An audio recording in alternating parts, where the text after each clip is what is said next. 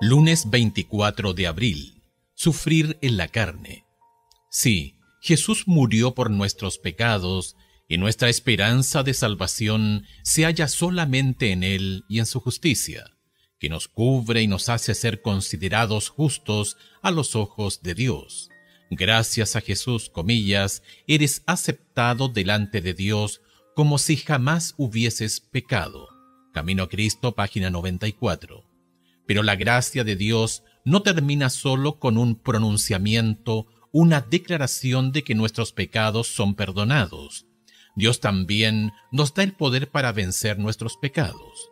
Escucha 1 de Pedro capítulo 3 versos 18 y 21 y capítulo 4 versos 1 y 2. Romanos capítulo 6 versos 1 al 11. ¿Qué relación hay entre el sufrimiento y la victoria sobre el pecado? 1 de Pedro capítulo 3 versos 18 y 21. Porque también Cristo padeció una sola vez por los pecados, el justo por los injustos, para llevarnos a Dios, siendo a la verdad muerto en la carne, pero vivificado en espíritu. El bautismo que corresponde a esto ahora nos salva, entre paréntesis, no quitando las inmundicias de la carne, sino como la aspiración de una buena conciencia hacia Dios, cierre de paréntesis, por la resurrección de Jesucristo. Capítulo 4, versos 1 y 2. Puesto que Cristo ha padecido por nosotros en la carne, vosotros también armaos del mismo pensamiento. Pues quien ha padecido en la carne terminó con el pecado, pero no vivir el tiempo que resta en la carne conforme a la concupiscencia de los hombres, sino conforme a la voluntad de Dios. Romanos capítulo 6 versos 1 al 11. ¿Qué pues diremos?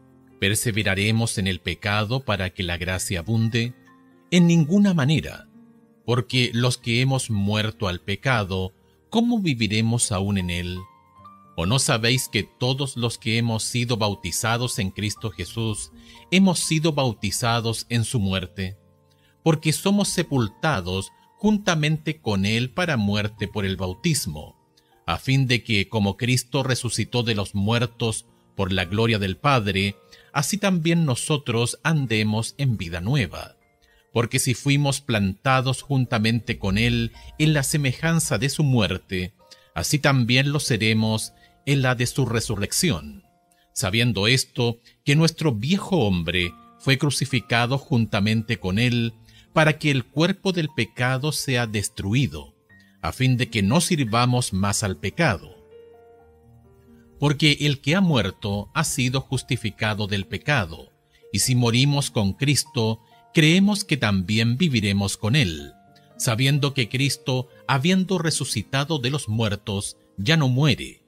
La muerte no se enseñorea más de él, porque en cuanto murió, al pecado murió una vez por todas, mas en cuanto vive, para Dios vive. Así también vosotros consideraos muertos al pecado, pero vivos para Dios en Cristo Jesús, Señor nuestro.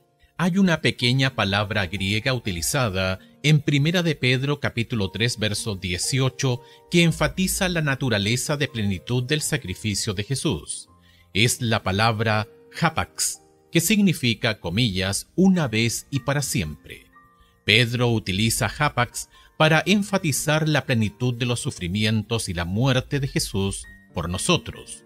La frase, comillas, puesto que, en 1 de Pedro capítulo 4 verso 1, enlaza 1 de Pedro capítulo 4 versos 1 y 2 con lo que se acaba de expresar en 1 de Pedro capítulo 3 versos 18 al 22. En estos versículos anteriores, Pedro señala que Cristo sufrió por nuestros pecados a fin de que pudiera acercarnos a Dios. 1 de Pedro capítulo 3 verso 18. Y que, comillas, el bautismo que corresponde a esto ahora nos salva. 1 de Pedro capítulo 3 verso 21.